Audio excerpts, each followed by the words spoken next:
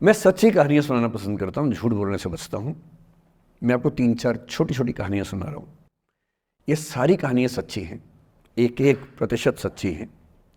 पर मैं किसी का नाम नहीं लूँगा, जिनकी कहानी है उनका नाम नहीं लूँगा, उनकी प्राइवेसी का मामला है।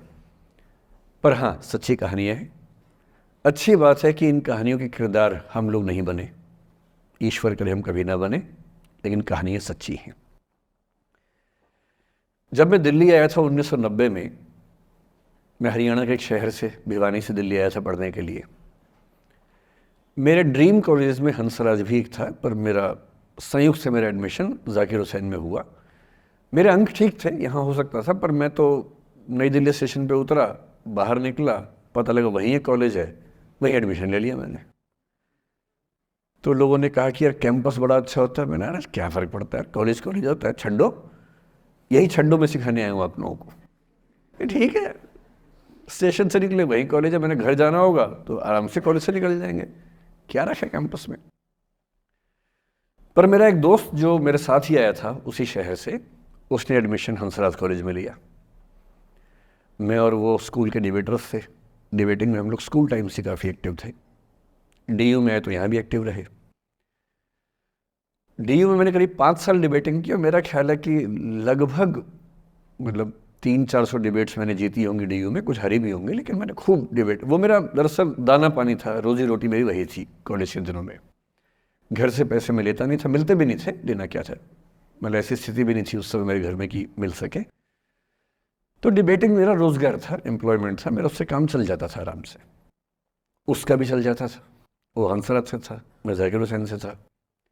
हम खूब डिबेट्स में मिलते थे।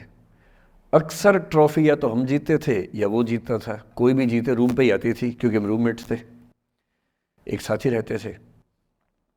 वो मुझसे योग्यताओं के मामले में 21 था, बल्कि अगर वो 21 था तो मैं 15 ही रहा हूँगा या 12 रहा हूँगा, 22 या 21 तो नहीं रहा हूँगा, मुझसे बेहतर था योग्यताओं में, बड़ा अच्छा व्यक्ति था। ग्रेजुएशन के बाद मैंने एमए हिंदी साहित्य में एडमिशन लिया, जबकि बीए ऑनर्स हिस्ट्री में किया था मैंने। उसने तय किया कि वो कुछ और करेगा, प्रोफेशनल कोर्स करेगा, नौकरी करेगा, तो वो चला गया दिल्ली से, मैं दिल्ली में रहा। फिर मैं एमए के बाद तैयारी करने लगा यूपीएससी की, तब तक मैं यूजीसी जेआरएफ कर चुका था। पहला अटैम्प्ट दिया, प्रीलिम्स हो गया। मेंस मेरा 96 के मेंस की बात कर रहा हूँ, मेंस शुरू होने वाला था, 2 दिन रह गए थे। करीब 10 दिन पहले वो मेरे पास आया हुआ था दिल्ली में, मिलजुल के अच्छे से बात करके गया था।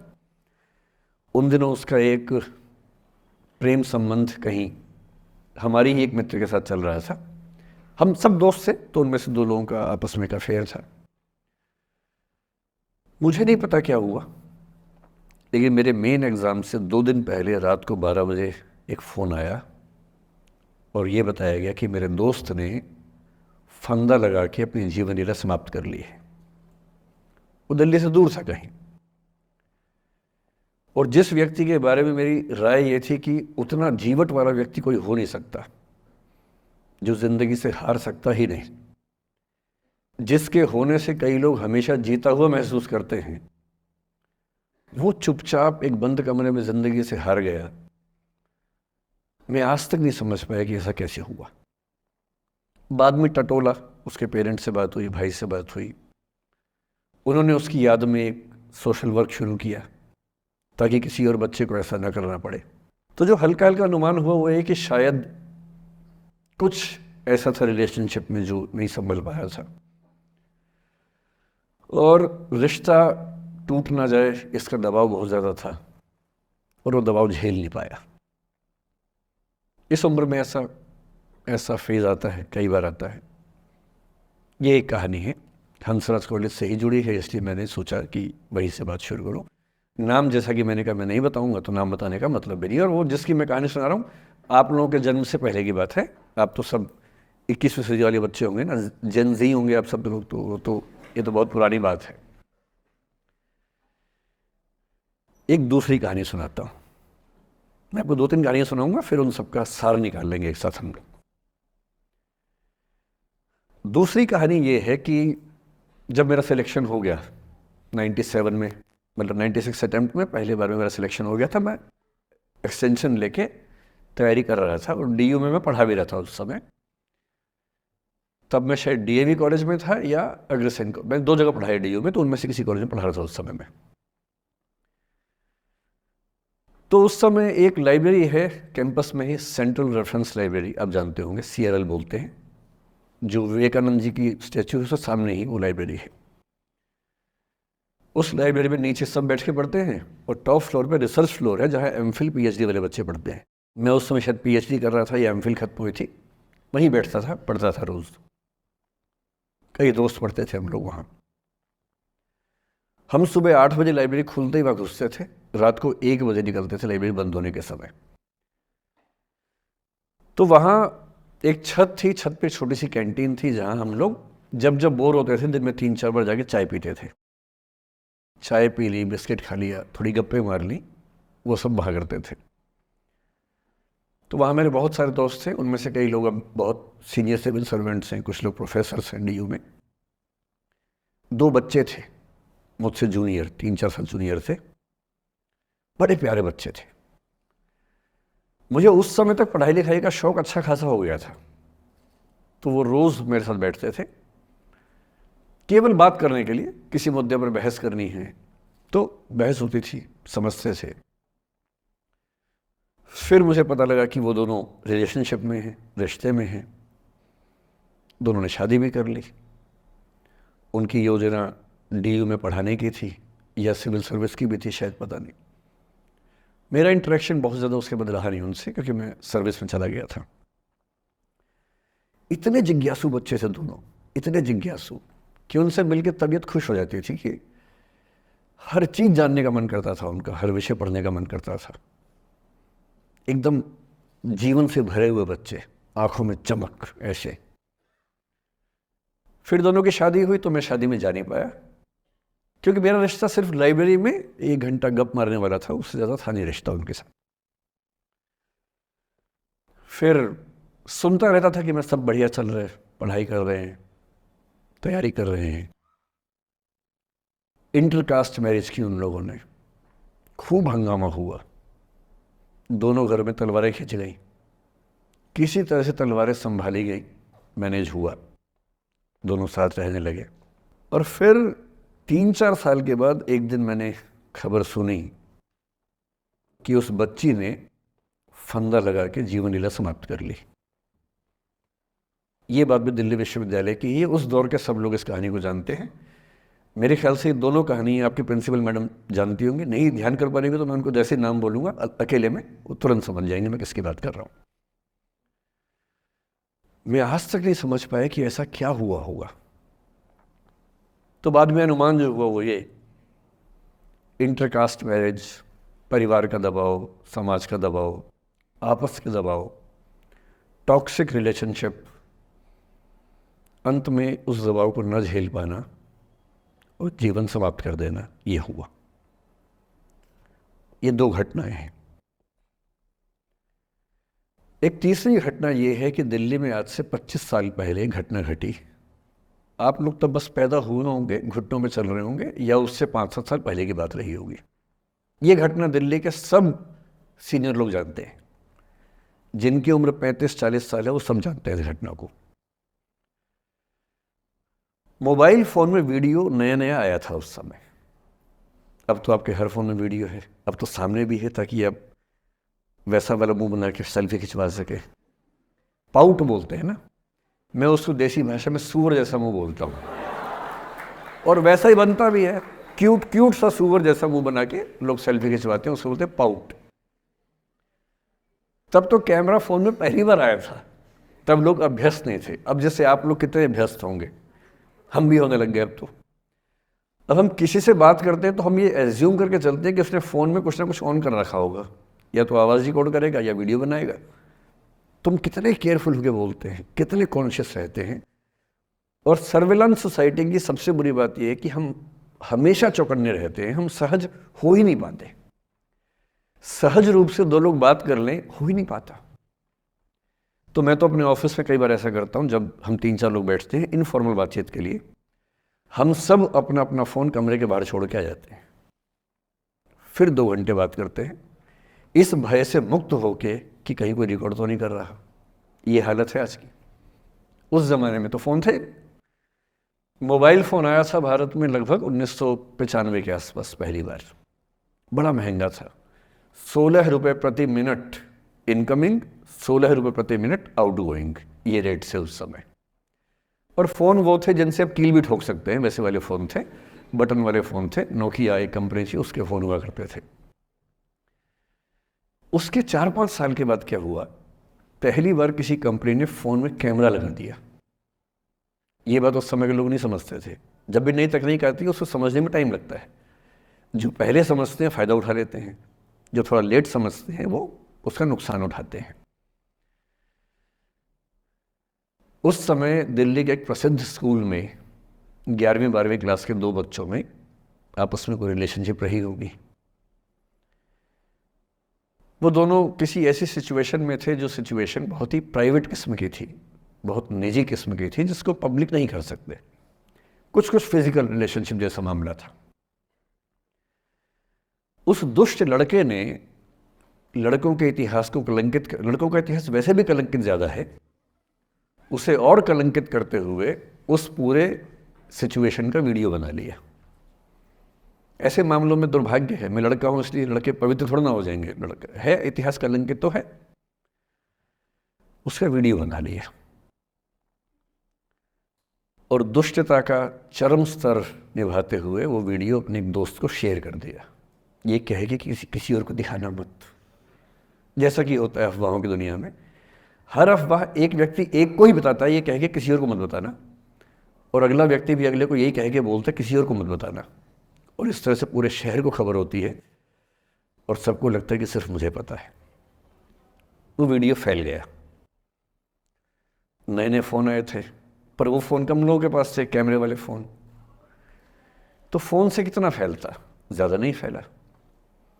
लेकिन उस समय दिल्ली की एक कुख्यात मार्केट हुआ करती थी, पालिका बाज़ार, अभी भी है, पर तब वो कुछ और कामों के लिए कुख्यात हुआ करती थी। अब तो कपड़े मिलते हैं, तब कपड़ों के साथ कई चीज़ें और मिलती थी वहाँ। जैसे गंदी फिल्मों की सीडी चाहिए हो तो वहाँ मिलती थी, ग्रे मार्केट में, चोरी छिपे। इस वीडियो को सीडी में कन्वर्ट करके लोगों ने वहाँ से खरीदा, लाखों करोड़ों की संख्या में। नए नए टेलीविज़न चैनल प्राइवेट आए थे, और प्राइवेट टीवी चैनल को खबरों की भूख इतनी होती है कि वो खबर के लिए जान दे सकता है और जान ले भी सकता है किसी की। 24 घंटे इस खबर पे, इस चीज़ पर खबरें चल रही थी सारे चैनल्स में, कि ये वो लड़का है जिसने ऐसा किया, ये वो लड़की है, ये वो स्कूल है, इस स्कूल की प्रिंसिपल से बात करेंगे, इससे बात करेंगे। वो जो बच्ची थी जिसकी इसमें कोई गलती नहीं थी, सिवाय इसके कि वो किसी एक लड़के से प्रेम करती थी, जो कि उस उम्र में बच्चे कर बैठते हैं। इसके लिए बहुत चिल्लपौनी मचानी चाहिए। अब बच्चों को आप हर बात पे अपराधी नहीं मान सकते। उस बच्चे की गलती सिर्फ इतनी थी कि उसने अपने दोस्त पे भरोसा किया, जो भरोसे के लायक था नहीं। वो नीच किस्म का व्यक्ति था जिसने उस संबंध की गरिमा को समझा नहीं। उस बच्ची के घर के बाहर 24 घंटे न्यूज़ चैनल से कैमरे खड़े रहे। घर से कोई भी निकले, 50 कैमरे पीछे, आप बताइए आपकी बेटी कैसी है, आप बताइए आपकी बहन कैसी है। अंत में उस पिता ने अपनी बच्ची को इस देश से बाहर भेज दिया। उसके कुछ दिन बाद की जो खबर टीवी चैनल से नहीं दिखाई, उसके पिता ने आत्महत्या कर ली। ये तीसरा इंसिडेंस है। ये सारी खबरें सच्ची बता रहा हूं मैं, इनमें से एक भी झूठ नहीं है। झूठी कहानियों से मोटिवेशन दिया जा सकता है, मैं जानता हूं, पर जब सच्ची कहानियां हैं तो मैं झूठ क्यों बोलूं? सारी सच्ची कहानियां बता रहा हूं मैं आपको। एक चौथी कहानी जो आप में से कई लोगों की होगी। मेरा एक स्टूडेंट है, सिविल सर्वेंट है, सीनियर लेवल पे है, करीब 40 साल का है। उसने आज तक शादी नहीं की। क्या उसकी शादी करने की इच्छा नहीं थी? पूरी इच्छा थी। फिर क्यों शादी नहीं की? भाई कुछ लोग तो होते हैं कि शादी करनी ही नहीं, कोई मिशन है। योगी जी हैं, मोदी जी हैं, ठीक है, उनका तो मिशन है। ममता जी है, उनका मिशन है। पर जिसका जीवन में ऐसा कोई मिशन नहीं है और जिसको प्रेम करने का मन भी करता हो, वो तो शादी करता है आमतौर पे। उसने शादी क्यों नहीं की जानते हैं?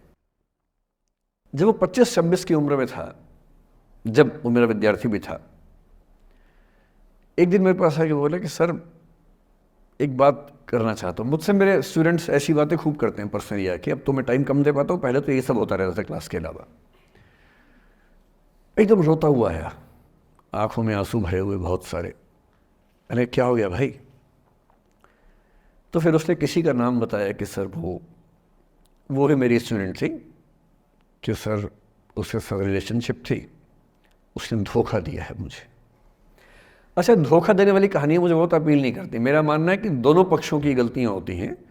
आप केवल अपने पर्सपेक्टिव से सोच सोच के धोखा करते रहते हैं, ऐसा थोड़ा ना होता है भाई। कुछ तो मजबूरियाँ रही होंगी, कोई यूं ही बेवफा नहीं होता, कुछ तो वजह होगी ना। आप थोड़ा उसकी वजह, उसका भी तो, उसकी कहानी भी तो सुनिए। और मैं जब जब दोनों कहानियाँ सुनता हूँ मुझे लगता है कि मामला ग्रे है। आप किसी एक पे उंगली उठा ही नहीं सकते कि किसने ऐसा किया। दोनों की गलतियाँ होती हैं, ऐसा थोड़ा ना कि एक की होती है। बहरहाल इन भाई साहब को ऐसा लगा कि धोखा हो गया उनके साथ। तो मैंने कहा चलो कोई बात नहीं यार, हो गया तो हो गया, तू नहीं कोई और सही, ऐसा क्या है। इतनी बड़ी दुनिया है, 8 अरब की आबादी अब है, उस समय भी 6-7 अरब तो थी। मैंने कहा 3.5 अरब 350 करोड़ में कोई तो होगी तुम्हारे लिए, ऐसा क्या है, कोई और देखेंगे। पर वो थोड़ा ज़्यादा सेंटिमेंटल था उस समय। धीरे धीरे पता नहीं उसके मन में क्या बैठ गया, उसके मन में ये बैठा कि दुनिया की सारी लड़कियां धोखेबाज होती हैं। ऐसे मूर्खों की कमी नहीं है दुनिया में, ऐसे बहुत मूर्ख हैं। दर्शन की दुनिया में इसे अवैध सामान्यीकरण कहते हैं, इलिसिट जनरलाइजेशन। इसका मतलब बहुत छोटे सैंपल के बेस पे ये समझ लेना कि ये थियरी पूरे ब्रह्मांड पर लागू होती है। एक लड़की ने धोखा दिया, मान लीजिए धोखा दिया, धोखा इसने दिया कि उसने दिया कि किसी ने दिया, जो भी कहानी हो, एक सैंपल से ये मान लेना कि सब ऐसे होते हैं।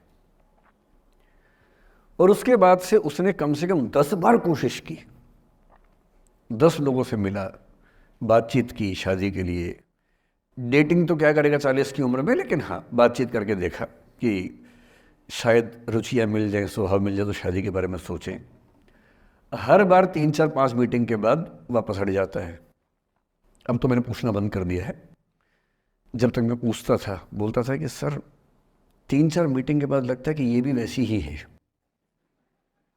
मैंने कहा भूल जाओ भाई, उससे भूल जाओ, बात खत्म हो गई। उसके बच्चे घूम रहे हैं आजकल स्कूल में, अब तुम कम से कम शादी तो कर लो। वो भाई साहब आज तक अकेले हैं और अब तो बाज़ार में मूल्य भी कम हो गया उनका, अब विकल्प भी ज़्यादा नहीं मिलते हैं। अब जो विकल्प मिल रहे हैं वहाँ उसकी रुचि और कम हो गई है। तो पूरी संभावना है कि वो जीवन अकेले ही गुजरेगा अब उसका। एक अंतिम एग्जाम्पल देके फिर मैं निष्कर्ष की तरफ बढ़ूँगा। मैं एक आईएएस ऑफिसर को जानता हूँ, 2 आईपीएस को जानता हूँ, बहुत योग्य लोग, देश के सबसे अच्छे संस्थाओं से पढ़े हुए लोग, प्रॉपर आईएएस प्रॉपर आईपीएस में नौकरी करने वाले लोग, और इन तीनों ने अपना जीवन समाप्त कर लिया नौकरी में रहते हुए। क्यों? क्योंकि नौकरी और घरेलू जो दुविधाएं थी उनको झेल नहीं पा रहे थे, ना झेल पा रहे थे, ना भूल पा रहे थे, लेट गो नहीं कर पाए तो गिव अप कर दिया। और इसलिए मुझे अक्सर लगता है कि जितनी चीज़ें हम सिखाते हैं बच्चों को, हिस्ट्री, इकोनॉमिक्स, लिटरेचर, वो सब ठीक है, उनका भी महत्व है। शायद उससे ज़्यादा महत्व इस चीज़ का है कि ये समझें कि अपने इमोशंस को कैसे मैनेज करना है। जब जीवन में ऐसा लगे कि सब खत्म हो गया है, जब जीवन में लगे कि बहुत टॉक्सिक किस्म की लाइफ हो गई है, उससे बाहर कैसे निकलें, शायद ये सबसे महत्वपूर्ण लेसन होता है जो हम सबको सीखना चाहिए। मैंने कहीं से सीखा नहीं है, ना मैंने ऐसी किताबें पढ़ी हैं। हालांकि मैंने 2 किताबें मंगवाई हैं पिछले हफ्ते, पढ़ी नहीं है अभी तक, तो मैं किताबों के बेस पे नहीं जानता कैसे सीखते हैं, लेकिन ज़िंदगी से तुम सीख सकते हैं। इन कहानियों का सबका एक ही सार है, वजह अलग अलग है। एक व्यक्ति ने इसलिए अपना जीवन समाप्त किया कि वो रिश्ता उसके हाथ से छूट रहा था। एक ने इसलिए जीवन समाप्त किया कि रिश्ता बन गया था पर समाज के दबाव, घर के दबाव मैनेज नहीं कर पाए। एक ने ज़िंदगी भर शादी नहीं की सिर्फ इसलिए कि वो पुरानी यादों को भूल नहीं पाया। अरे एक बार गलती हो गई तो हो गई, आगे तो संभावना जीवन में है भाई, क्यों इतना हावी रखना उसी से दिमाग के ऊपर।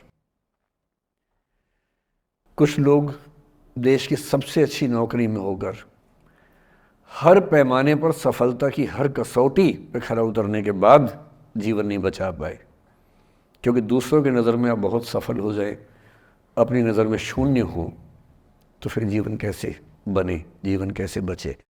इन सारी कहानियों का मूल भाव एक ही है, अगर आप खुद को हैंडल नहीं कर सकते तो दुनिया को क्या हैंडल करेंगे। दुनिया को हैंडल करने से पहले खुद को हैंडल करना सीखना पड़ता है, और उसका सबसे आसान जो रामबाण उपाय है उसको बोलते हैं द आर्ट ऑफ लेटिंग गो। जाने दो। वो अफसाना जिसे अंजाम तक लाना न हो मुमकिन, उसे एक खूबसूरत मोड़ देकर छोड़ना अच्छा। साहिर ने लिखा। प्रेम की दुनिया के बारे में साहिर से अच्छा कौन लिखेगा। तारुफ समझते हैं, तारुफ ना परिचय, इंट्रोडक्शन। कहते तारुफ रोग बन जाए तो उसको भूलना बेहतर। अरे परिचय हुआ किसी से, आपकी भाषा में इंट्रो हुआ, यही बोलते हो ना आप लोग, इंट्रो हो गया। इंट्रो हुआ, दोस्ती हुई, बाद में लगा रहे यार ये तो ऊट पटांग आदमी है या ऊट पटांग लड़की है, छोड़ो फिर, ऐसा क्या लोड लेना है। तारुफ रोग बन जाए तो उसको भूलना बेहतर, ताल्लुक बोझ बन जाए तो उसको तोड़ना अच्छा। वो अफसाना जिसे अंजाम तक लाना ना हो मुमकिन, उसे एक खूबसूरत मोड़ देकर छोड़ना अच्छा। बस करना यह है कि खूबसूरत मोड़ देकर छोड़ना है, हाथ में तेजाब की बोतल लेके नहीं। और आज की पीढ़ी का ये समझना बहुत ज़रूरी है कि छोड़ना भी अच्छे तरीके से हो सकता है।